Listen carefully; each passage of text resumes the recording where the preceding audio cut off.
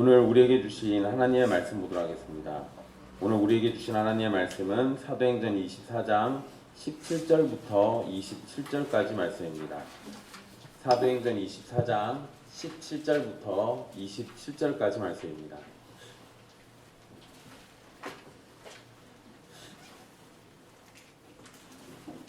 귀하신 하나님의 말씀 받들어서 읽도록 하겠습니다.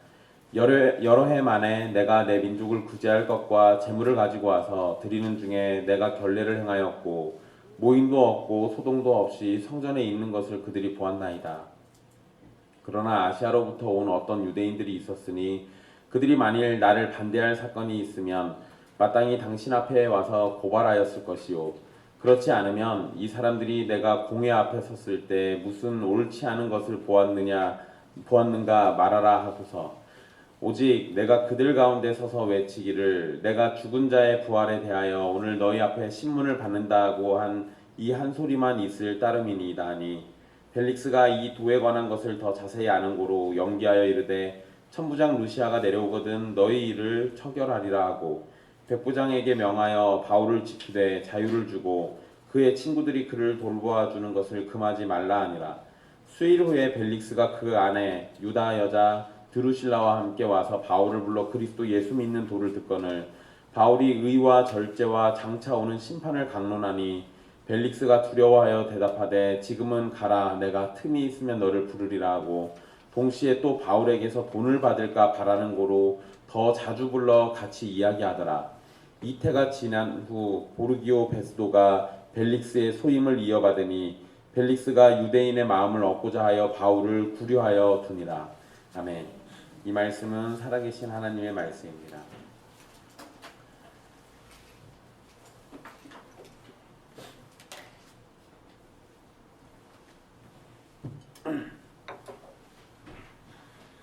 우리는 지난 시간에 벨릭스 총독 앞에서 재판을 받는 바울의 모습을 살펴봤습니다.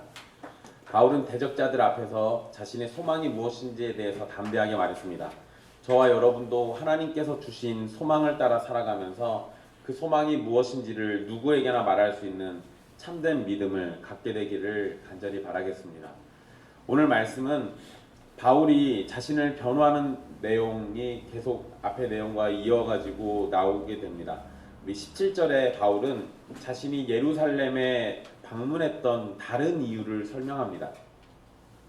먼저 바울은 자신이 예루살렘에 예배하러 올라갔었다라고 이전 시간에 나온 말씀에서 언급을 했었는데, 이제 17절에서는 또 다른 이유가 있었음을 얘기합니다. 일단 바울은 자신이 예루살렘에 여러 해 동안 떠나 있었다라고 얘기합니다. 그래서 여러 해 만에라고 이렇게 얘기하죠. 그리고 이 여러 해 동안 떠나 있었으니까 예루살렘에 어떤 다른 소동을 일으키지 않았던 거예요. 그리고 내 민족인 유대인들을 구제할 것과 재물을 가지고 예루살렘에 왔다고 말합니다. 그러니까 오랜 시간 떠나 있었고 다시 돌아왔을 때는 내 민족을 구제할 돈을 가지고 왔던 거예요. 여러분, 이건 보통 소동을 일으킬 사람이 하진 않죠. 소동을 일으키는 사람들은 돈이 목적이거나 아니면은 어떤 그 혼란스러운 환경을 목적으로 하잖아요. 근데 그런 사람이 돈을 들고 와가지고 내 민족을 구제하겠다라고 하는 거는 앞뒤가 맞지 않는 얘기예요. 그러니까 저 사람들의 이야기로 나는 유대인들을 소동케 하는 사람이다라고 얘기하지만, 내가 여기 온 거는 소동을 시키기 위한 목적이 전혀 아니다라는 걸 지금 얘기하고 있는 겁니다. 결국 바울은 일단 이전에는 예배하러 왔다라고 얘기했고, 여기서는 또 구제를 위해서 예루살렘에 왔다고 얘기합니다. 구제의 대상은 자기의 민족 유대인이에요. 결국 바울이 예루살렘에 온 것은 유대인들을 해치거나 피해를 입히려는 게 목적이 아니고 그들을 돕고 유익을 주기 위한 것이 주된 목적입니다. 또한 재물을 언급하는데요. 이 재물은 바울이 서원을 드리는 4명의 사람과 관련해서 드려지는 재물을 말하는 겁니다. 결국 바울은 유대인이나 성전에 어떤 해를 끼치지는 않았다라는 거예요. 그러니까 너무 억울한 거죠. 억울한 거예요. 오히려 성전을 존중해서요, 그 안에서 성전의 기능을 따라 재물도 바치려고 했던 겁니다. 만약에 성전을 존중하지 않았다면 성전에서 재물 바치는 일을 안 했을 거예요. 근데 사도 바울이 순순히 성전에서 제물을 바치는 건 성전을 존중하고 있다라는 것을 보여주는 겁니다. 더둘로라고 우리 지난 시간에 나왔던 그 유대인들의 변호사가 바울을 고발할 때 전염병 같은 사람 그리고 유대인을 다 소동하게 하는 사람이라고 말했는데, 바울은 자신이 예루살렘에서 제물을 드리는 동안 결례를 행했고, 그러니까 정결 예식을 했고요. 또 어떤 모임이나 소동도 없이 성전에서 있었던 것을 그들이 봤다라고 말합니다. 바울이 소동을 일으키는 중에 성전에서 다른 사람들에게 보였던 것이 아니라 그저 조용히 성전 안에서 제물 바치면서 예식을 행하는 중에 붙잡혔다라고 말하는 거예요. 그러니까 자신에게는 죄가 없다라는 거죠. 죄가 없는 거예요. 바울은 18절에서 아시아로부터 온 어떤 유대인들이 있었다라고 얘기를 합니다. 그러니까 내가 성전에서 이렇게 있는 동안 그들이 봤는데, 그러나 아시아로부터 온 어떤 유대인들이 있었으니 라고 얘기하잖아요. 그러니까 그들이, 이 아시아로부터 온 어떤 유대인들, 그들이 자신을 고발했어야 한다라고 말을 해요. 이제 만약에 정말로 누군가가 나를 고발하려고 했다면 그들이 했어야 맞는 거다 이거예요. 사실 여러분, 지금 바울을 고발하러 온 제사장과 장로들은 바울이 성전에서 어떤 상황에 있다가 소동에 휩쓸려서 사람들에게 두들겨 맞고 붙잡혀 왔는지 몰라요. 잘 생각해 보세요. 그때 그 상황을 잘 생각해 보시면 아시아로부터 왔다는 어떤 유대인들이 바울을 보고 바울이 이방인을 데리고 성전에 들어왔다라고 하면서 소동을 일으켰습니다. 근데 그 장소에는 대제사장 무리들이나 장로들이 없었다고요. 그냥 유대인들, 그 아시아로부터 온 유대인들만 있었어요. 그리고 그 사람들 때문에 예루살렘에 있던 유대인들이 화가 나가지고 뛰어와서 바울을 붙잡았던 거고. 그러니까 만약에 바울을 고발하려고 한다면 처음에 바울에게 문제가 있다고 지적했던 사람들이 와서 고발해야 맞잖아요. 그러니까 논리적으로 하면 그게 맞아요. 그러니까 바울은 지금 그 얘기하고 있는 거예요. 그런데 바울을 상대로 소동을 일으켰던 사람들은 아시아로부터 온 어떤 유대인들, 그 사람들이에요. 그러니까 그 사람들이 직접 고발하는 게 옳은 건데 그들이 하지 않았어요. 그러니까 그들이 했어야 한다고 말하는 겁니다. 그래서 18절 마지막에 아시아로부터 온 어떤 유대인들이 있었으니 그들이 만일 나를 반대할 사건이 있으면 마땅히 당신 앞에 와서 고발하였을 것이요 라고 하잖아요. 누가 고발한다는 소리예요? 그들이 고발했어야 맞다고요. 아시아로부터 왔던 그 유대인들이 고발했어야 맞는데 지금 그 사람들은 온데간데 없이 사라지고 누구만 왔어요? 제사장과 장로들이 왔어요. 그러니까 말이 안 된다는 거죠. 상황이 지금 너무 억울한 거예요. 바울은. 그러면 여러분, 바울에게 저 나쁜 놈이다 라고 외쳤던 사람들은 사라졌고 그 얘기를 전해 들은 사람만 지금 바울 데리고 와서 재판하겠다고 하고 있는 거예요. 그럼 제대로 된 재판이 되겠습니까? 제대로 된 재판이 될 리가 없어요. 이러면 제대로 된 재판이 될 수가 없어요. 그러니까 애초에 지금 이 재판이 불공정한 재판으로 시작된 거예요. 말도 안 되는 상황으로 고소가 엮였고 이렇게 여기까지 오게 된 겁니다. 다행이야. 그러니까 여러분, 이게 말도 안 되는 상황의 재판이나 고소고발은 얼마든지 일어날 수 있어요. 지금 바울도 그런 상황에 처해 있는 거고. 그러니까 지금 너무 억울한 거죠. 더둘로의 말처럼 바울이 천하에 흩어진 유대인들을 다 소동하게 만들었던 사람이다라고 하면 예루살렘에 사는 유대인들이 와서 고발할 게 아니라 천하에 흩어져 있는 그 유대인들 중에서 누군가가 와서 바울을 고발해야 또 맞아요. 그러잖아요. 내가 사는 동네에 제가 와가지고 우리 유대인들을 힘들게 만들었어요. 이렇게 고발해야 맞잖아요. 근데 또 그 사람들 또 아무도 없잖아요. 그러니까 이게 지금 바울 입장에서는 너무 억울한 거예요. 차라리 내가 그랬다고 하면 그런 사람을 데려와라 이거죠. 그 얘기를 그랬다더라 라는 얘기를 전에 들어가지고 지금 고발하는 거는 말이 안 되잖아요. 근데 여러분, 말이 안 되는 이런 일은 오늘날도 얼마든지 벌어질 수 있어요. 어쨌든 지금 고발하는 자리에는 다른 지방에서 온 유대인들이 없다는 것을 바울이 지적하면서 바울을 고발해야 할 이유가 지금 저 제사장 무리들에게는 없다라는 것을 명확하게 얘기하는 겁니다. 그리고 더둘로의 말도 사실이 아닌 거죠. 결국에는 그러잖아요. 확실한 증인들 데려와야죠. 확실한 증인이 없어요. 그랬다더라는 얘기만 있잖아요. 그러니까 이건 말이 안 되는 얘기예요. 말이 안 되는 얘기. 이제 바울은 자신을 고발하러 온 유대 지도자들을 향해서요, 죄를 지은 증거가 있으면 말하도록 해달라고 말합니다. 그러니까 내가 죄 지은 게 있으면 말해보라고 시켜보라는 거예요. 바울은 자신에게 죄가 없음을 확신하기 때문에 그들에게 증거가 있으면 증거를 말해달라고 요청을 합니다. 사실 여러분, 바울이 예루살렘에서 산헤드린 공의회 앞에서 신문당할 때도 유죄에 해당하는 죄를 찾지 못했던 것이 사실이에요.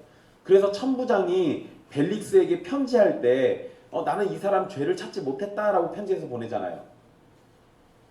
그러니까 애초에 죄가 없었던 사람을 지금 고발해가지고 여기까지 질질 끌고 오고 있는 거예요. 나중에 이 고발은 어디까지 갑니까? 로마까지 가요 이제. 이 말도 안 되는 재판을 몇 년 동안 계속 질질 끌다가 결국에는 로마에 있는 황제에게까지도 이 재판이 넘어가게 돼요. 바울은 유대 지도자들이 자신을 고발할 수 있는 내용이 하나 있음을 먼저 말합니다. 그러니까 뭔가 하나는 있다는 거예요. 그래서 먼저 일단 이실직고 얘기를 하죠. 바울은 산헤드린 공의회에서 바리새인과 사두개인들이 있다는 걸 알고 죽은 자들의 부활을 믿는다라고 외쳤던 적이 있습니다. 그래서 그것 때문에 소동이 일어나긴 했어요. 그러니까 만약에 바울에 대해서 고발한다면 그렇게 외쳤던 바로 그 일, 그것 때문에 고발을 해야 맞아요. 그래서 그 21절을 언급하고 있잖아요. 오직 내가 그들 가운데 서서 외치기를 내가 죽은 자의 부활에 대하여 오늘 너희 앞에서 신문을 받는다라고 얘기한 거. 이 소리만 있을 따름이다. 그러니까 바울의 말은 뭐예요? 내가 만약에 정말 소동을 일으켰다고 하면 그 일이라면 내가 인정하겠다 이거예요. 그 일이라면 내가 인정하겠다. 그런데 바울의 논리대로 하면 바울은 정치적인 이유로 붙잡힌 게 아니라 무슨 이유예요? 종교적인 이유로 붙잡힌 거예요 지금. 내가 소동을 하나 일으킨 거 있긴 한데 그게 죽은 자의 부활 얘기했다 이렇게 됐다. 그건 종교적인 거잖아요. 그러죠? 그러면 바울에게 만약에 정치적인 죄가 없다면 벨릭스가 처벌을 할 수가 없어요. 그러니까 종교적인 문제니까 이건 벨릭스가 처벌하고 말고의 문제가 아니었던 거예요.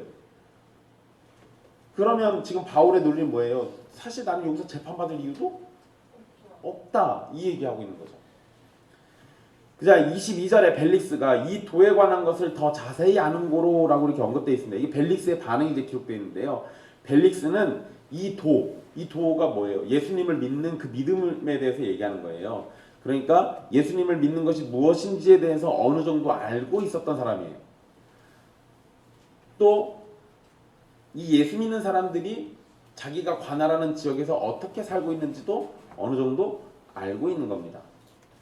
그래서 이렇게 표현하면서 사실 그리스도인들이 어디서 소동을 일으키거나 정치적인 반란을 일으키지 않는다는 것도 알고 있을 겁니다. 사실 여러분 사도행전의 기록을 잘 보면은요, 예수 믿는 사람들이 막 늘어나니까 그러고 나서 곧장 발생했던 모습이 뭐였어요? 이게 사도행전 초반에 나온 내용이에요.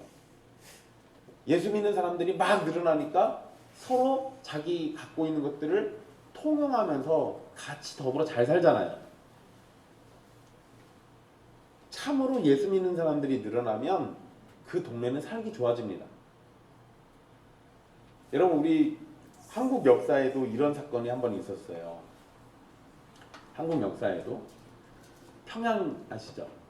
평양의 대부흥운동이라고 들어보셨을 겁니다. 평양에 1907년에 대부흥운동이 일어났었어요. 예수 믿는 사람들이 갑자기 회개하면서 자기 죄를 탐복하고 내가 믿는다고 말하지만 여전히 죄를 짓고 있고 나는 이렇게 흉악한 사람이 나쁜 사람이구나 라는 걸 깨닫고 하나님의 말씀을 들으면서 자기 마음을 회개하고 깨트리고 그리고 경건하게 살려고 애쓰고 막 이렇게 됩니다. 그 일 때문에요. 평양 일대에 수많은 사람들이 예수를 믿게 돼요. 그리고 주일날 그 남겨진 기록에 보면 주일날 길거리에 사람이 없어요. 다 교회 가서. 심지어 도둑도 없어요. 그러니까 경찰들, 그 당시에 치안을 담당하던 사람들이 평양이 그 당시 굉장히 평화로웠다라고 얘기하고, 예수 믿는 사람들이 갑자기 늘어나니까. 그러니까 참되게 예수를 믿는 사람들이 모여 있으면 거기는 살기 좋은 곳이어야 맞아요. 그게 지극히 정상적인 겁니다. 그러니까 벨릭스도 초대교회가 막 부흥해서 늘어났을 때 그 지역이 어떻게 되는지를 들었을 거니까 요 사람들은 정치적으로 나쁜 사람들은 아닌데 라고 얼마든지 알 수 있었을 거예요.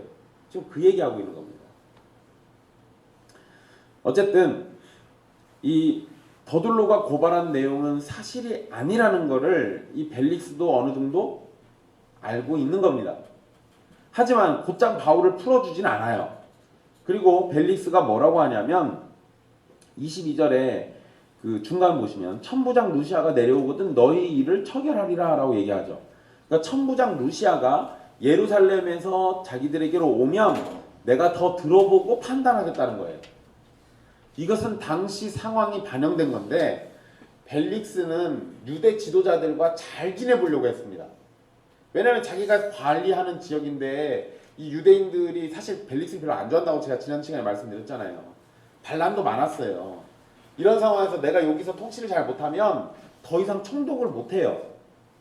그러니까 유대인들과 사이좋게 지내가지고 다른 지역으로 또 가서 거기서 또 내가 총독을 하든 더 높은 자리에 올라가든 그렇게 돼서 더 나쁜 짓 하면서 더 많이 챙겨 먹어야 할 거 아니에요. 그러니까 벨릭스 입장에서는 지금 있는 이 지역에서 유대인들이 자꾸 반란을 일으키니까 유대 지도자들과 최대한 친하게 지내야 합니다.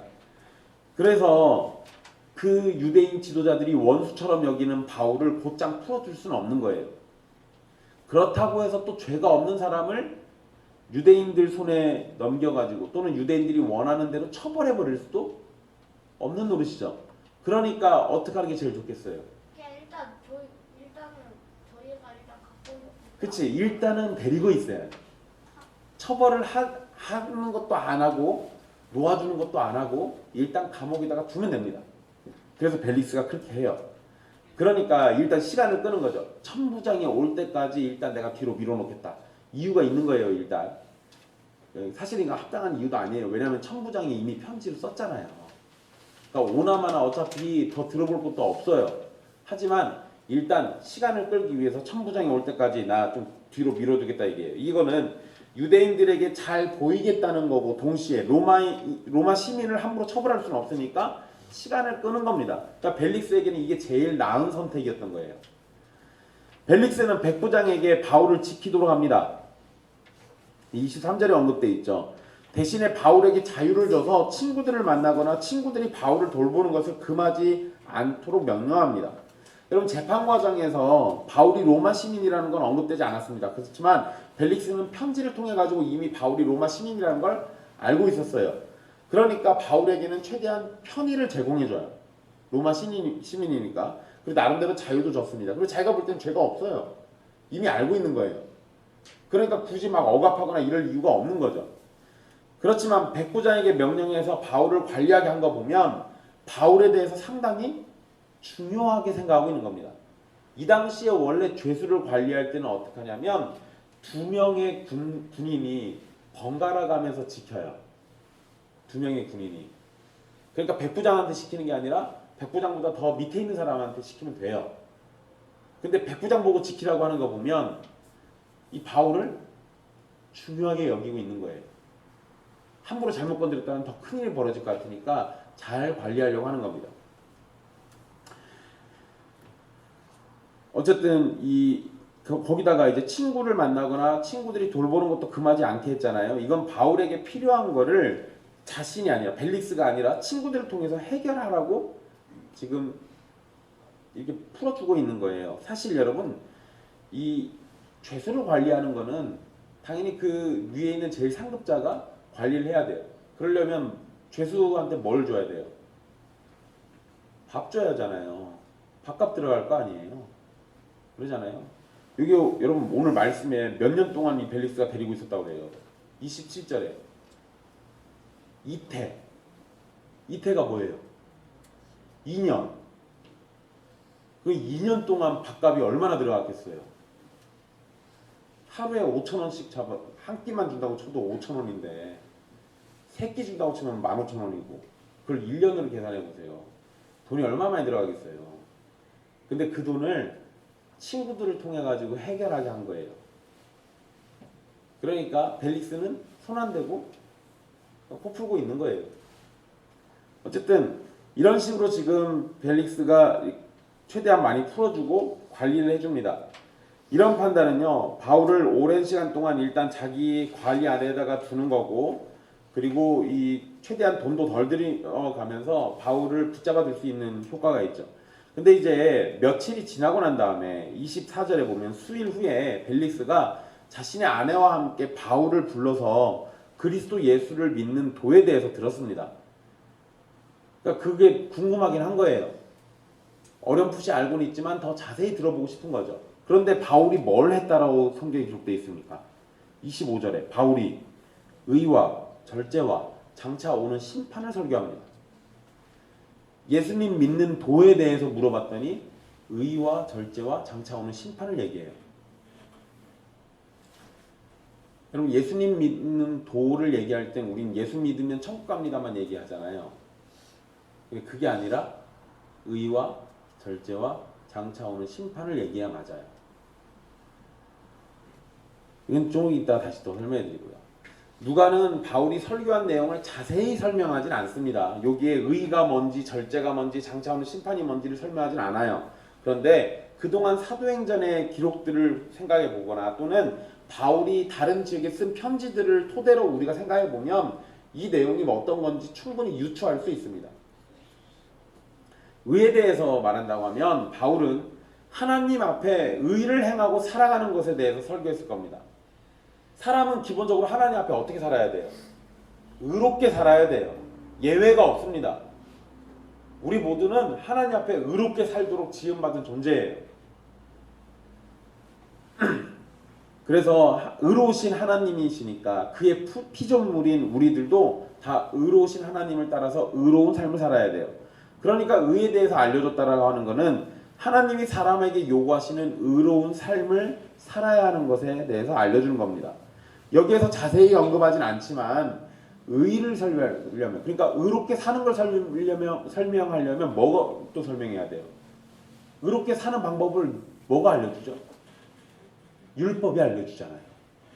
그러니까 의롭게 사는 삶에 대해서 얘기하려면 율법을 얘기합니다. 그러니까 결국 바울은 율법을 가지고 의에 관해서 설명했을 겁니다. 그리고 여러분, 여기서 이 의라는 단어가요, 헬라어로는 그 칭의와도 관련된 단어예요. 똑같은 단어예요. 그러면 여기에서 이 의를 바울이 하나님께 의롭다 칭함을 받는 일에 대해서 말했을 가능성도 있잖아요. 그럼 그거라고 쳐도 칭의에 대해서 말하려면 또 뭐가 필요합니까? 하나님께 의롭다 칭함 받으려면 우리가 뭘 잘해야 돼요? 순종을 잘해야죠. 그래야 의롭다 칭함 받잖아요. 그 순종은 또 어디 나와요? 율법에 나와요. 그러니까 의가 뭐가 됐든 의를 설명하려면 율법이 설명돼야 맞아요.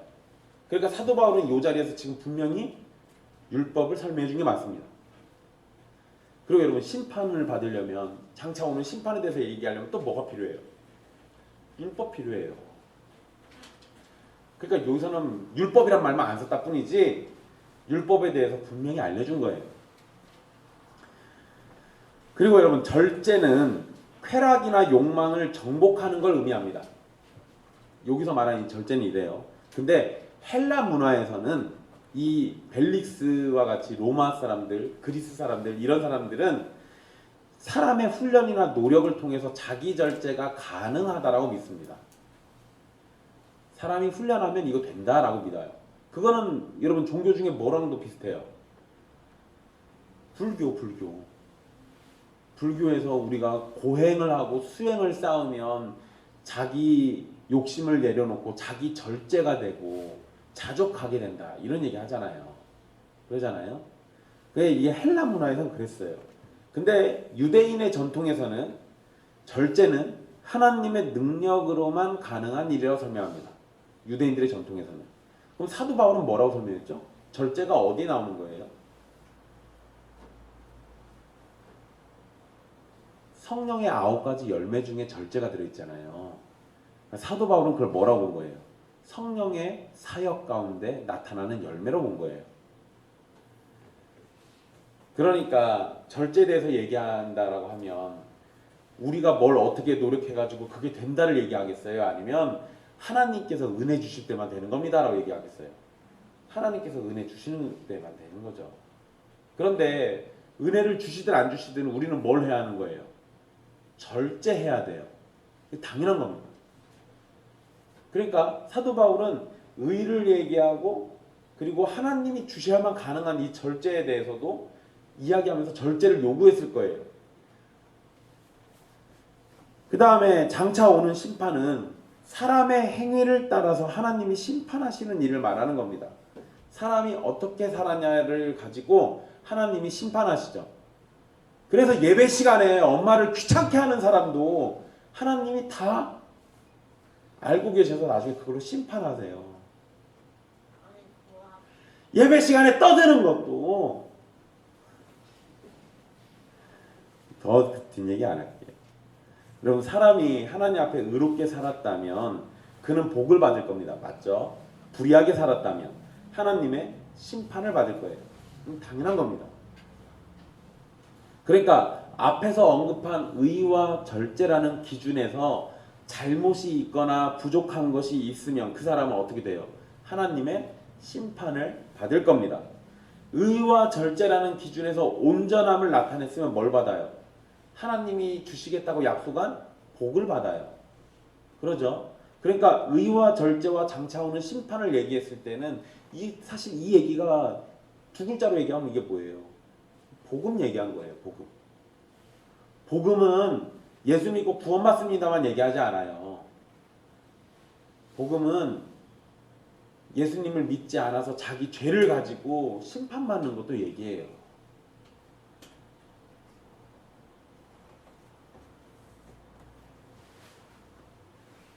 바울이 예수 믿는 도를 전하면서 의와 절제와 장차 오는 심판을 전했다는 것은 하나님 앞에서 죄를 짓지 않고 의로운 삶을 살아야 하며 그렇지 않을 경우에는 하나님의 확실한 심판이 있을 건데 모든 사람은 과거로부터 현재까지 죄를 지으면서 살아가기 때문에 약속된 심판이 분명히 있을 것이고 그것을 피할 수 있는 유일한 길은 누구밖에 없어요.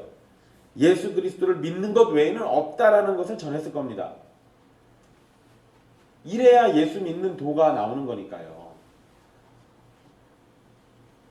그러니까 바울은 사실상 복음을 전한 게 맞아요. 그렇지만 여러분 바울이 전한 복음을 듣고 그에 대한 반응이 뭐라고 25절에 기록되어 있습니까? 벨릭스가 뭐라고 그래요? 두려워하여 라고 합니다. 벨릭스가 이 얘기 듣고 난 다음에 나타낸 반응은 두려워했던 겁니다.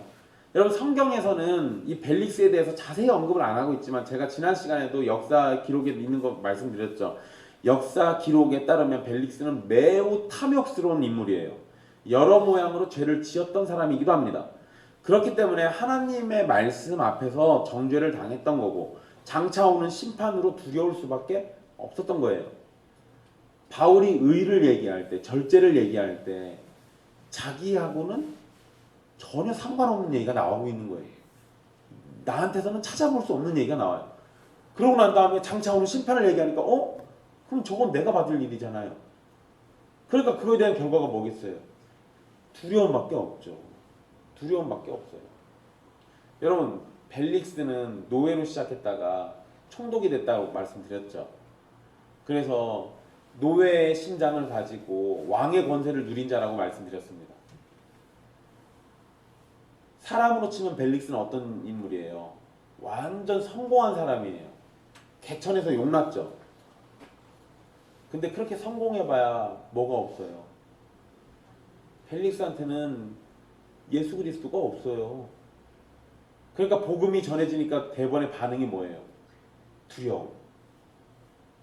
해결할 수 없는 두려움. 내가 무슨 온갖 권세를 다 가지고 있어도 그거를 막지 못하는 그 두려움. 내가 세상에 온갖 권세, 돈, 명예 다 가지고 있어도 해결할 수 없다니까요. 그 두려움이 지금 벨릭스를 짓누르고 있는 거예요. 그 여러분 이와 비슷한 사람이 예수님 당시에도 하나 있었습니다. 누군지 기억나세요? 부자 청년. 부자 청년이 예수님 찾아와서 뭐라고 그래요? 영생을 얻으려면 어떻게 해야 합니까? 예수님이 얘기하죠. 율법에 대한 얘기합니다. 계명을 지켜야 한다. 그러니까 이 부자 청년은 벨릭스보다 좀 나았어요. 저는 어려서부터 그거 다 지켰습니다. 그래요. 그러니까 예수님이 뭐라고 합니까? 너에게 한 가지 부족한 것이 있는데 네가 가지고 있는 거 다 팔아서 가난한 자들 주고 나를 따르라. 그러니까 이 청년이 어떻게 해요? 근심하며 돌아가요. 돈이 좀 더. 돈이 좀 더 좋아서 그랬어. 돈이 많아봐야 예수님을 따라가지 않으면 아무 의미가. 그 돈이 심판의 근거가 돼요. 내가 아무리 성공해서 높은 자리에 있어도 예수 그리스도가 없으면, 내가 사람들에게 존경받는 위치에 가 있어도 예수 그리스도가 없으면 의미가 없어요. 의미가 없어.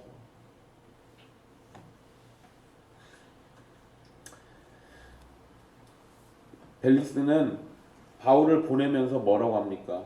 틈이 있으면 내가 다시 부르겠다 이렇게 얘기해요. 벨릭스가 예수님을 믿을 생각이었으면 뭐라고 했어야 할까요? 다시 불러서 믿음에 대해서 듣고자 했겠죠. 근데 그러지 않습니다. 벨릭스는 그럴 생각이 전혀 없어요. 왜? 지금 한 번 들은 것만으로 그 두려움에 짓눌리니까 더 이상 그거 듣고 싶지 않은 거예요. 대신에 벨릭스가 그 와중에도 뭔 생각합니까? 그 와중에도 26절에 동시에 또 바울에게서 돈을 받을까 바라는 거로 더 자주 불러 같이 이야기하더라. 이야기를 했어요 또. 근데 뭐 때문에? 돈 때문에. 돈 때문에.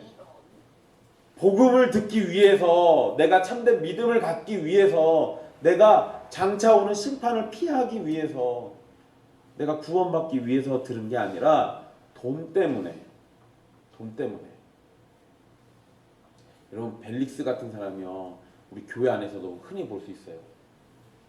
돈 많이 벌려고 예수님 믿는 사람들, 잘 먹고 잘 살려고 예수님 믿는 사람들, 벨릭스하고 하나도 다를 바가 없습니다. 그 사람들에게는 장차 오는 심판이 아무것도 아닌 거예요. 그냥 뭐가 최고예요? 이 땅에서 잘 먹고 잘 사는 거. 이 땅에서 잘 먹고 잘 사는 게 도대체 무슨 소용이 있어요? 좀 살아봐야 80년이고 오래 살아야 100년, 120년인데, 그리고 난 다음에 수천 년, 수만 년, 수백만 년을 지옥불에서 산다고 생각해 보세요. 이 땅에서 내가 잠깐 잘 먹고 잘 사는 게 무슨 의미가 있어요? 그러잖아요.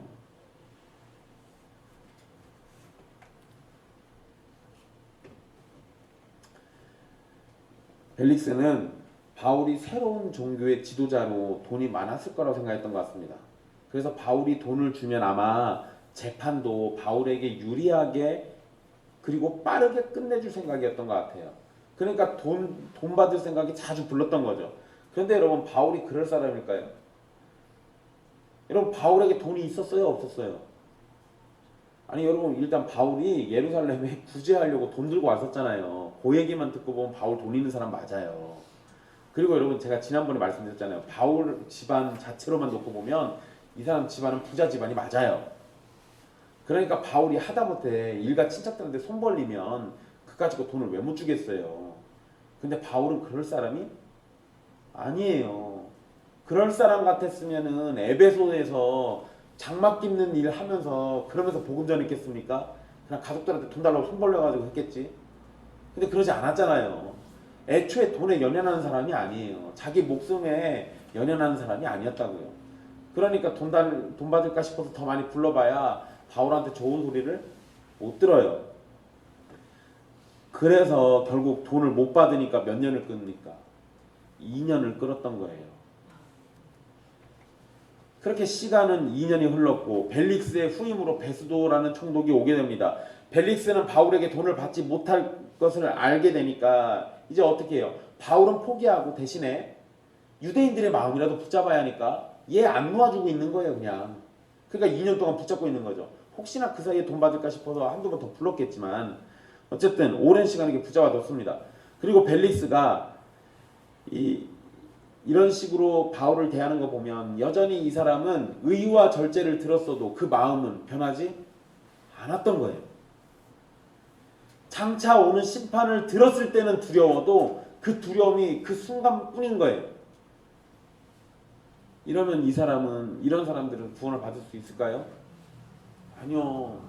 심판에 대해서 들을 때는 누구나 다 무서운 생각이 들어요.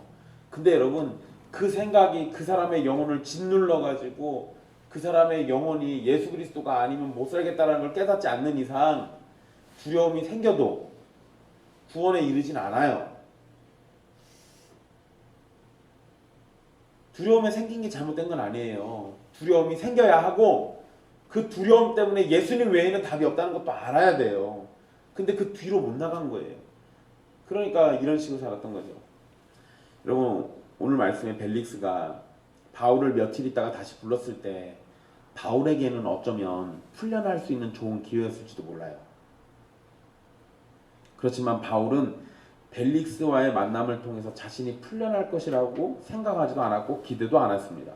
그러니까 23절에 데리고 가라고 그랬다가 24절에 보면 수일이 있다가 불렀잖아요. 그것도 자기 아내랑 같이 불렀어요. 자기 아내 있는 데서. 이때 바울이 옆구리에다 돈 좀 찔러주면서 벨릭스 귀에 듣기 좋은 말 해줬으면 그럼 풀려났을 수도 있을 거라고요. 벨릭스는 원래 그런 인물이니까. 그런데 그 자리에서 바울은 벨릭스에게 뭔 얘기하겠습니까? 의와 절제와 장차 오는 심판에 대해서 강론했습니다. 그래서 그를 두렵고 떨리게 만들었어요. 재판받는 사람이 하지 말아야 할 행동을 바울이 다 한 거예요. 바울은 사람의 기쁨을 구하지 않고 하나님의 기쁨을 구하는 참된 신자의 모습을 보여주고 있습니다. 물론 벨릭스는 회개하지 않았지만 바울은 만나는 대상이 누구든지 따지지 않고 복음을 전할 수 있는 기회가 있다면 얼마든지 전하려고 했습니다. 바울이 복음을 전한다고 해서 기쁜 소식만 전한 게 아니에요. 바울은 벨릭스에게 의와 절제에 대해서 이야기했습니다. 벨릭스는 불의한 총독이었고 절제를 하지 못하니까 여러 가지 사건 사고 쳤던 인물이에요. 의와 절제는 벨릭스에게 없는 겁니다. 그러니 장차 오는 심판 들었을 때 벨릭스가 두려워 떨었던 거예요. 하지만 벨릭스는 회개하지 않았죠. 그 와중에도 돈을 받고 싶은 생각에 바울을 다시 만났고. 그러니까 그는 하나님의 심판을 듣고도 의와 절제를 전혀 고민하지 않고 여전히 불의와 무절제의 삶을 살고 있었던 겁니다. 권력자가 대단하게 높은 인물이 우리에게 신앙적인 것을 요청해 올 때 우리는 그들에게 어떻게 해주는 게 맞을까요? 귀에 듣기 좋은 말 해주는 게 옳을까요? 근데 바울은 그렇게 안 했습니다. 바울은 그렇게 안 했어요. 바울은 의와 절제와 그리고 장차 오는 심판을 말해줬습니다. 벨릭스에게 복받고 부자되고 성공하고 계속 권력을 가질 것이라고 말해준 게 아니라 벨릭스가 듣기 싫어할지도 모르지만 벨릭스에게 가장 필요한 내용을 말해주고 있어요. 이게 성도들이 해야 할 일이에요. 이게 우리가 만약에 윤석열 대통령을 만나면 하늘에 온갖 복 받으라고 축복기도 해주는 게 맞아요? 아니요. 그러지 않아요. 우리 윤석열 대통령에게 지금 가장 필요한 거 얘기해줘야 맞아요.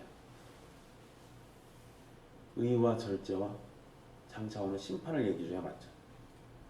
이건 문재인을 만나도 마찬가지고 이재명을 만나도 마찬가지예요. 그들에게 당신들 성공할 거라는 얘기, 하나님이 복 주셔가지고 여호수아 같은 지도자가 되게 해주실 거라는 그딴 소리, 그런 거 하지 마. 그러면 안 돼요. 하나님이 원하신 게 아니라고. 하나님이 우리에게 참되게 원하는 건 우리가 누구를 만나든 의와 절제와 장차 오는 심판을 이야기하는 거예요. 이건 여러분들 스스로에게도 마찬가지예요. 나는 교회에 다니니까, 나는 예수님 믿으니까 앞으로 잘 될 거야를 얘기하는 게 아니라 예수님을 믿으니까 내 안에 의가 있는지 절제가 있는지 장차 오는 심판을 잘 준비하고 있는지 이걸 계속 살펴야죠. 그러지 않으면 그러지 않으면 우리 벨릭스랑 똑같은 사람 되는 거예요.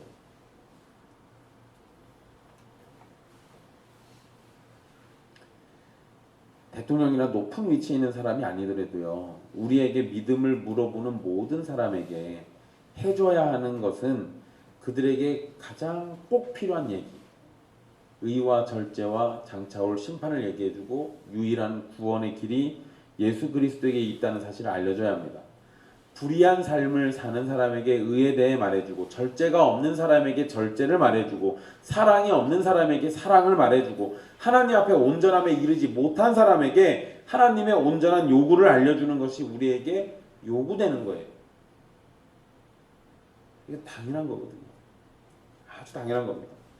우리가 사랑하는 사람을 대할 때 가장 좋은 것을 주려고 할 겁니다. 그러잖아요. 우리에게 있는 가장 좋은 게 뭡니까? 예수 그리스도. 그것보다 더 좋은 게 우리한테 있어요? 없잖아요. 이 세상에 가장 값진 보화, 예수 그리스도. 내 전 재산을 다 팔아가지고라도 반드시 사야 하는 거, 예수 그리스도.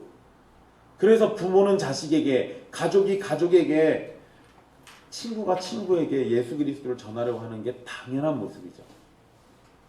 당연한 겁니다. 자신이 믿는 예수 그리스도를 사랑하는 가족이나 이웃에게 전하지 않는다면 정말로 사랑하고 있는 것인지를 의심하든지 자신이 예수님을 진실로 믿고 있는지를 살펴봐야 합니다. 이게 맞아요. 이래야 돼요. 바울을 고발하는 유대 지도자들과 그들의 변호사인 더둘로는 바울이 정치적인 테러를 일으키는 사람이라고 했고 나사렛 이단의 우두머리라고도 표현했습니다. 사실 바울이 언제부터 기독교를 대표하는 우두머리였습니까? 사실 그러지 않잖아요. 바울은 정치 테러범도 기독교의 우두머리도 아닙니다. 바울을 죽이기 위해서는 거짓도 서슴지 않는 것이 유대 지도자들의 모습이었어요. 그들에게 하나님의 영광은 어디에서도 찾아볼 수 없고 그저 자신들의 주장을 위해서 바울을 악마로 만들고 있습니다. 그래서 바울은 자신이 반역할 생각도 없고 그럴 시간도 없었고 사람들을 소유하게 한 일도 없었다고 말하고 있어요.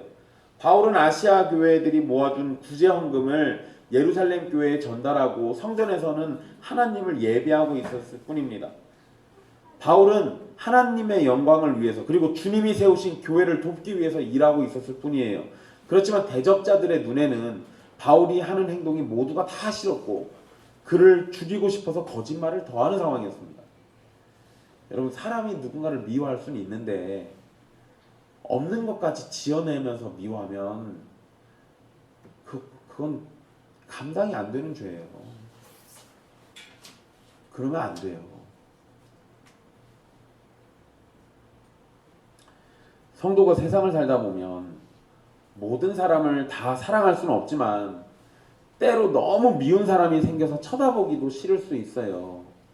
그런 감정이 생기는 것도 사실상 성도에게는 잘못이긴 한데 그런데 그것을 넘어서서 죽이려는 마음을 품거나 그를 해치기 위해서 거짓말을 하는 것은 더 큰 악으로 번지는 겁니다. 유대 지도자들은 이런 면에서 하나님의 백성답지 않았던 거예요. 하나님께 사랑을 받은 성도는 마땅히 받은 사랑을 가지고 세상을 사랑하려고 노력해야 합니다. 물론 세상을 살아가는 중에 미운 사람이 생길 수도 있어요. 그렇다고 우리가 증오와 미움을 가슴에 품고 계속 살아갈 수는 없으니까 폭풍처럼 일어나는 미운 감정이 생길 때 그것에 사로잡히지 않도록 성령님께서 온유한 심령을 주시기를 간구하고 우리의 입술과 행동에 악이 자리하지 않도록 기도하면서 힘써 노력해야 합니다. 불의와 악에 대해서 분노하는 건 당연하지만 누군가에 대한 미움을 키워서 남을 해치려는 마음으로까지 자라게 하는 것은 사랑의 하나님 앞에서 온전하지 않다라는 것을 기억하십시오. 우리가 우리 감정까지 다 다스릴 수가 없어서 그 미움이라는 것을 해결을 못할 수도 있긴 한데 그 지나쳐가지고 악을 막 더하거나 이러지 말라는 거예요. 그거는 내가 통제가 가능한 거거든요. 그것까지 그래버리면 난 신자가 아닌 게 돼요. 여러분 우리 과거에 일본에 무슨 큰 지진 났을 때 조선 사람들이 우물에다가 독약 퍼뜨려가지고 일본 사람들 죽인다고 헛소문 퍼뜨려가지고 그 당시에 일본에 살고 있던 조선 사람들 많이 죽였습니다. 너무 조선 사람들이 미우니까 그냥 거짓말을 더해가지고 자기네들에게 닥친 일을 조선 사람들에게 화풀이하면서 그런 일을 벌였었어요. 미워할 수는 있어도 거짓을 더해가면서 악을 행하면 안 된다니까요. 그거는 하지 말라는 거예요. 그건 정말 최소한인 거거든요.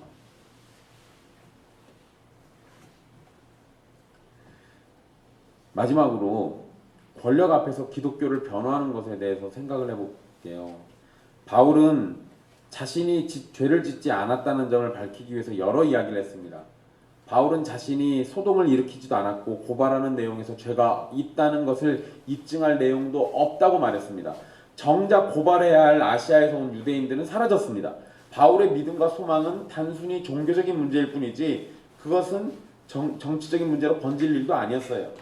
바울이 자신을 변호하는 내용을 잘 보면 로마의 법을 어기지 않았다라는 것을 강조하고 있습니다. 실제 바울은 비난받을 만한 행동을 하지 않았어요. 그렇기 때문에 로마 총독 앞에서 자신과 자신의 믿음에 대해서 변호할 수 있었던 겁니다. 만약 바울이 비난받을 행동을 했다면 그는 재판의 자리에서 자신을 온전히 변호하지 못했을 겁니다. 그리고 바울이 믿는 믿음은 조롱받았을 거예요. 우리는 바울처럼 재판의 자리에서 우리의 믿음을 변호해야 할 일이 생길지도 몰라요. 물론 지금의 상황에서 사실 그런 일이 발생할 일이 거의 없습니다. 하지만 세상은, 우리가 사는 세상은 우리의 믿음이 정당한지를 물어보고 우리는 그 앞에서 우리의 신앙이 그 어떤 세상과 문화 속에서도 진실로 정당하다는 걸 말할 수 있어야 돼요.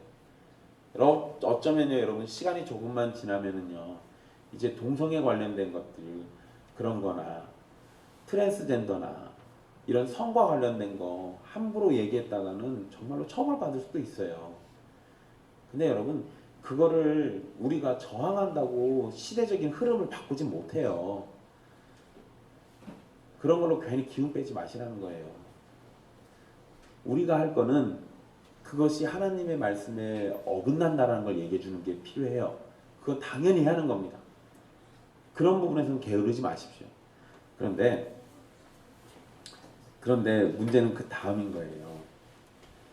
우리에게 요구되는 거. 우리가 법을 어기는 불법적인 행동을 해가면서 우리가 말하는 게 옳다라고 얘기하는 게 맞을까? 그러지 않아요. 법을 어기는 불법적인 행동은 피하고 사람이 가져야 할 마땅한 선과 의의 모습을 가져서 비난받을 행동을 하지 말아야 합니다. 그게 우리에게 필요해요. 물론 여러분 하나님의 영광과 복음을 위해서 우리가 어떤 제재나 규칙을 어기는 상황이 있을지도 몰라요. 그럴 수도 있거든요. 그럴 수도 있어요. 만약에 여러분 정부가 정말로 교회 문에다가 쇠사슬 채워가면서 예배 못 드리게 하면은요 만약에 그런 일이 벌어졌으면 여러분들 보고 우리 집에 오든 어디 딴 데서 모이든 그러자고 해요. 몰래 예배 드렸을 거예요. 그러면 정부의 규칙에 반하는 게 되겠죠. 근데 그렇게 해서라도 성도들이 모여서 예배 드리는 게 지극히 당연한 거니까 처벌을 받더라도 그렇게 했었을 겁니다. 물론 코로나 시국에 정부가 그렇게까지 하진 않았어요. 근데 만약에 우리한테 그런 정도까지 했다 그러면 우리는 아마 거기에 저항했을 겁니다. 그러면 그거는 정부가 정한 규칙이나 질서나 법을 어긴 게 되잖아요. 근데 하나님을 섬기려다 보면 그런 상황이 벌어질 수도 있어요. 그거를 인정하지 말라는 게 아닙니다. 그런 상황이 있을 수도 있고 그런 상황이 오면 법을 어기면서까지도 하나님을 섬기려고 하는 게 맞아요. 그런데 우리가 그런 어떤 제재나 규칙 또는 국가의 질서를 어기는 상황이 있을 수도 있지만 그것 때문에 사람의 생명을 해치거나 해를 주는 행동이 돼서는 안 돼요. 이건 대원칙이에요. 여러분, 우리가 예배 드리려고 사람을 죽여가면서 예배를 드리면 그 예배를 하나님이 기쁘게 받으시겠습니까? 아니요. 그럴 리가 없잖아요. 그럴 리가 없잖아요. 원칙인 거예요. 대원칙. 예배 드리는 건 정말 소중한 일이지만 그 예배를 드리겠다고 십계명을 어기는 건 안 돼요.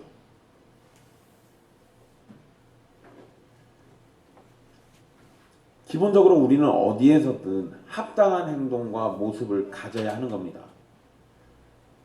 세상을 향해서 우리의 믿음을 주장하거나 증거해야 할 일이 생길지도 모르는 일입니다. 동성애가 하나님 앞에서 죄라고 말하는 것은 우리 시대에 너무도 필요한 일이에요. 낙태나 안락사나 집단 괴롭힘과 같이 불의와 부정을 꼬집고 하나님 앞에 진노한 심판을 받을 것을 말하는 것은 우리에게 주어진 시대적인 사명입니다. 그러니까 우리는 당연히 그런 얘기를 해야 맞아요.